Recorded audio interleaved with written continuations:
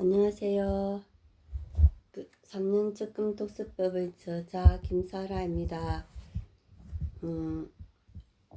오늘은 독서 적금 시스템 짜기에 대해서 한번 말씀드리겠습니다. 먼저 연령별 독서 적금 프로그램.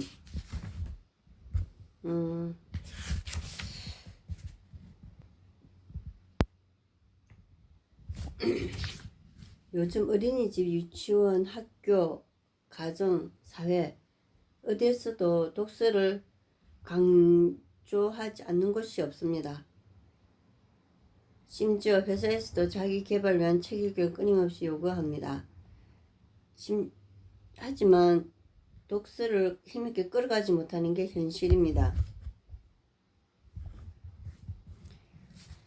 독서는 한 사람의 자아 형성과 개발에 크게 기여합니다. 독서는 한 국가의 힘이 되기도 합니다. 독서는 하든 안 하든 상관없는 것이 아니라 반드시 습관화해야 하는 기술입니다.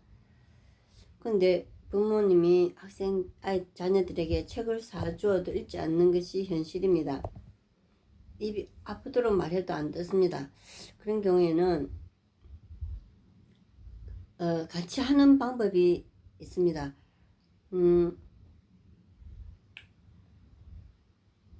링컨은 말하기를 책 한 권을 읽은 사람은 2권 읽은 사람에게 종속된다. 곧 독서 적금의 빈곤은 머리의 빈곤이고 머리의 빈곤은 경제의 빈곤을 낳습니다. 이 악순환의 고리를 끊기 위해서는 오늘부터라도 지금부터라도 당장 손에 책을 들어야 하는 것입니다. 제가 지금 안타까운 것 중에 하나가 제가 이 3년 적금 독서법을 미리 깨우쳤더라면 내 아이가 뱃속에 있을 때 혹은 어렸을 때부터 3년 단위로 독서 적금을 넣었더라면 얼마나 더 좋았을까 하는 아쉬움입니다. 시청하시는 분님께서는 이번을 기회로 해서 꼭 한번 독서 적금을 넣어보시고 그 혜택을 누리셨으면 하는 마음 드립니다.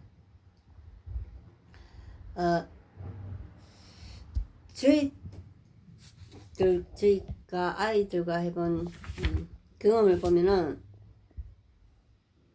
한 번 할 때보다는 2번 할 때가 훨씬 더 성숙된다는 것입니다. 독서력이. 우리 아들을 기록을 보면은 2017년 5월부터 내용이 갑자기 좀 어려워지고 무게도 두께도 250쪽이 넘는 책으로 딸은 2017년 8월부터 평균 책의 두께가 300쪽이 넘으면서 7권 이상의 장편 소설로 갑자기 확 바뀌게 됩니다. 대나무 뿌리가 4년 동안 뿌리만 내리고 5년째부터는 지상으로 폭풍 성장한다는 말이 딱 맞는 말입니다. 2017년 5월과 8월이면 두 아이가 4년 동안 독서 적금 넣기를 하고 5년째 접어든 때입니다. 그러고 보면 저 자신도 그때부터 책을 쓰기 위해서 책 쓰기와 관련된 자료를 찾아보았던 기억이 납니다. 아이들의 독서력이 4년째까지는 거기에다가 5년째 접어들면서 갑자기 쑥 올라간 것입니다. 이 순간이 임계점 돌파입니다. 제가 왜 이런 말씀을 드릴까요?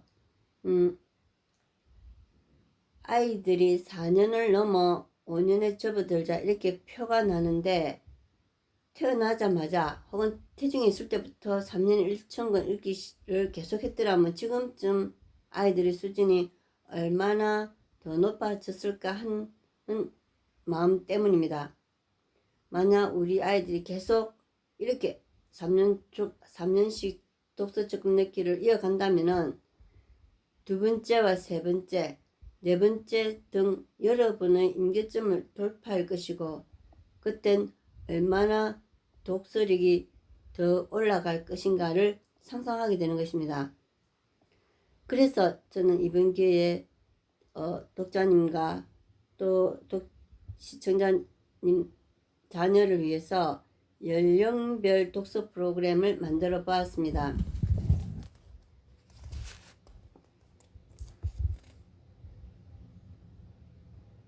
이게 뭐냐면은 태중에 있을 때 0세부터 2살까지, 태교에서부터 출산 후에 책 읽어주기, 또 3세에서 5세 유치원과 집에서 책 읽어주기, 6세에서 8세 유치원이나 어린이집 가정에서 책 읽어주기와 책 읽기, 9세에서 11세 초등학교 1학년에서 3학년 책 읽기 혹은 책 읽어주기, 12세에서 14세 초등학교 4학년에서 6학년 책 읽기와 책 읽어주기, 15세에서 17세 중학교 1학년에서 3학년까지 책 읽기와 책 읽어주기, 18세에서 20세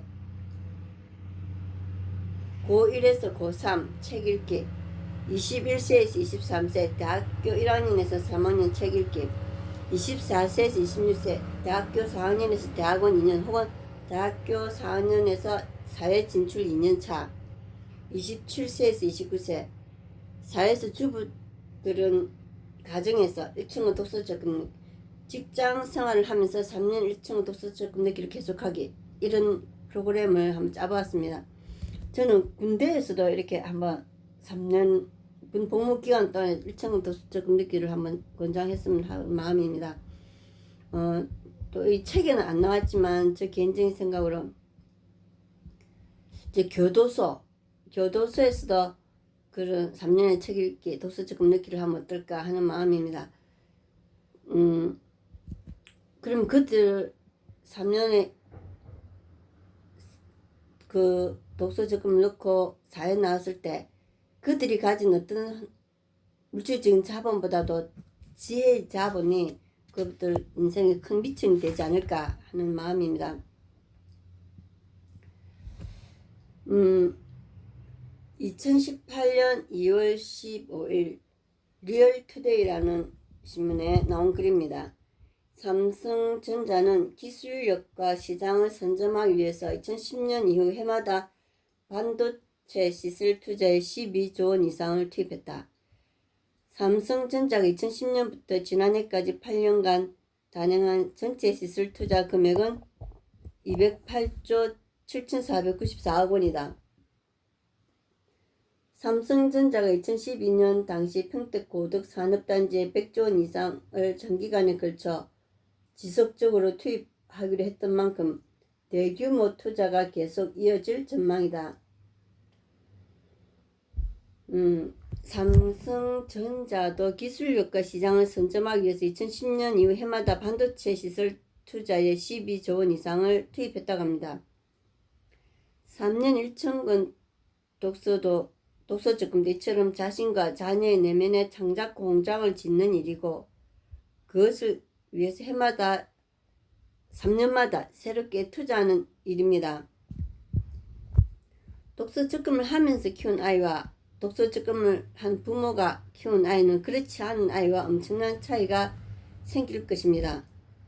만약 우리나라 부모들이 이 방법대로 아이를 키운다면 저는 우리나라에서도 노벨상 수상자들이 나올 수 있지 않을까, 개인적인 생각입니다만, 독서력이 올라가면 사고력과 창의력도 올라가기 때문입니다. 그리고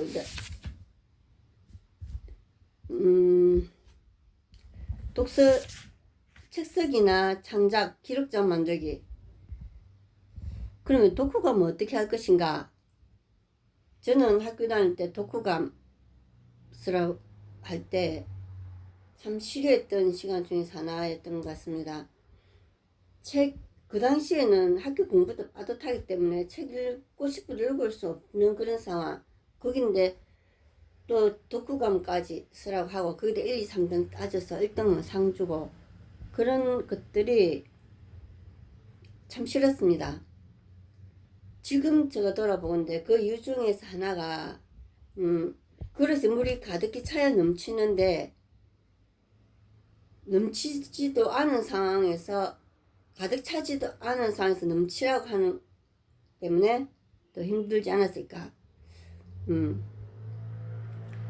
그러니까 사실 책을 읽자마자 독후감 쓰라고 하는 것은 씨앗을 뿌리자마자 열매를 거두라는 것입니다. 그것은 불가능한 일이고 그 불가능한 일들을 시키다 보니까 그게 싫었던 것 같습니다. 예를 들어 컵에 물이 가득 차야 넘쳐 흐르듯이 우리 내면의 창고에 읽은 책이 가득히 차고 넘쳐서 그것을 글로 표현하고 싶어질 때까지는 글쓰기에 있어서 부담이 없는 방법을 모색해야 되지 않을까. 예를 들면은 저는 이렇게 이제 144쪽입니다. 먼저 책 읽은 권수, 읽은 날짜, 책 제목, 저자 이름, 출판사만 먼저 기록하게. 그 다음 둘째, 중요하다고 생각해 밑줄을 그은 부분을 옮겨 쓰기. 세 번째, 다음의 내용들을 모두 쓰기. 첫째, 1. 책 제목. 2. 출판사 정보. 언제 출간, 그 책이 출간한 날짜, 출판사 이름. 3. 읽은 기간. 4. 작가 소개. 작가에 대한 소개입니다. 세계 명작 같으면 러시아 작가인지, 또 영국 작가인지, 미국 작가인지, 네덜란드 작가인지, 이런 것들이겠죠. 그 다음, 옮겨쓰기. 옮겨쓰기란 책을 읽으며 감동적이거나 중요하다고 밑줄을 그었던 부분. 그 다음, 그것이 없을 경우에는, 아무 본문을 일단 옮겨 쓰는 방법도 있고, 아니면 머리글, 혹은 또 작품 후기, 에필로그 같은 것들 옮겨 쓰는 방법도 있습니다.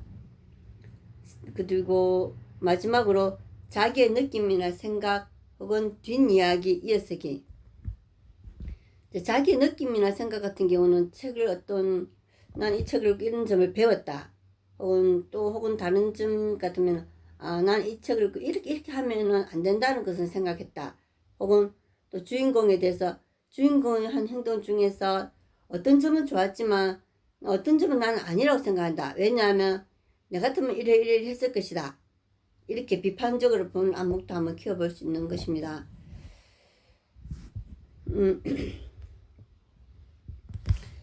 이제 저의 경험상 저는 책을 읽으면서 중요 내용 옮겨 적기를 좀 많이 하는 편입니다.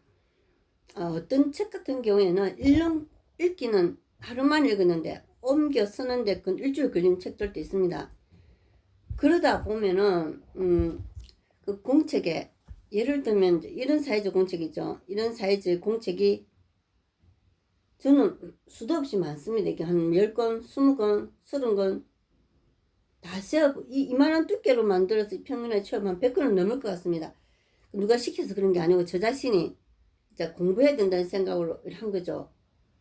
그리고 이제 우리 아들도 요즘에는 대학 노트 크기의 스프링으로 된 거 요즘은 학교 공부하면서 그 내용들을 이제 교과서 내용 일일이 다 옮겨 적고 있습니다.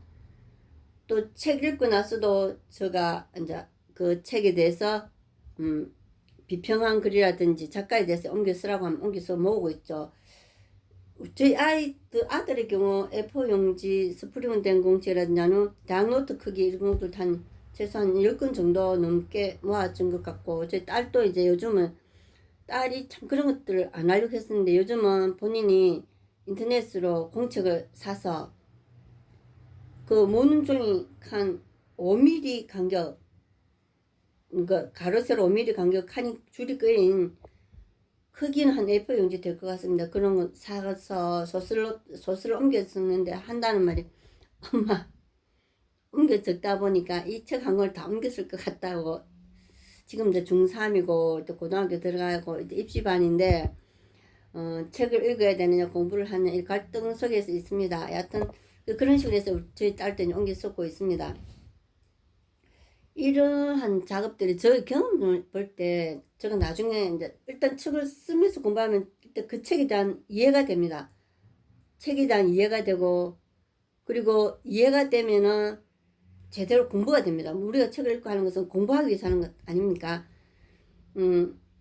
그리고 이러한 자료들이 나중에 제가 이제 책을 쓰다 보니까 나중에 내가 책을 쓸 때 이거 어떻게 내가 공책에 어느 공책에 메모해놨던 기억이 난다. 그럼 그 공책을 가져서 이렇게 뒤져보면은 찾으면 됩니다. 그 옮겨 적을 때 가능한 한 이제 요점 정리를 할 때는 무슨 작가 그 책 내용을 옮겨 적고 책 이름을 적고 작가와 출판사를 적고 그 페이지 수를 적어 놓으면 좋습니다. 저희들 학교 다닐 때 논문 쓸 때처럼. 그러면은 내용 어떤 근거 자료로 저희들 활용할 때 내용에 대한 어떤 신뢰감을 대주는 장점이 있습니다. 그 공병호 씨가 쓴 내공이라는 책에 보면 이런 지식공장이라는 말을 쓰고 있습니다. 제가 한번 읽어드리겠습니다. 지식공장을 최고 수준으로 만들어가는 프로젝트는 평생을 통해 이루어져야 할 일이다. 내공인에게 지식공장의 확장과 심화는 그 다양성으로 인해서 무한히 지속할 수 있는 초대형 프로젝트임에 틀림없다. 지식공장이란 말을 이 책에서 처음 보았습니다. 신선한 충격을 받았습니다.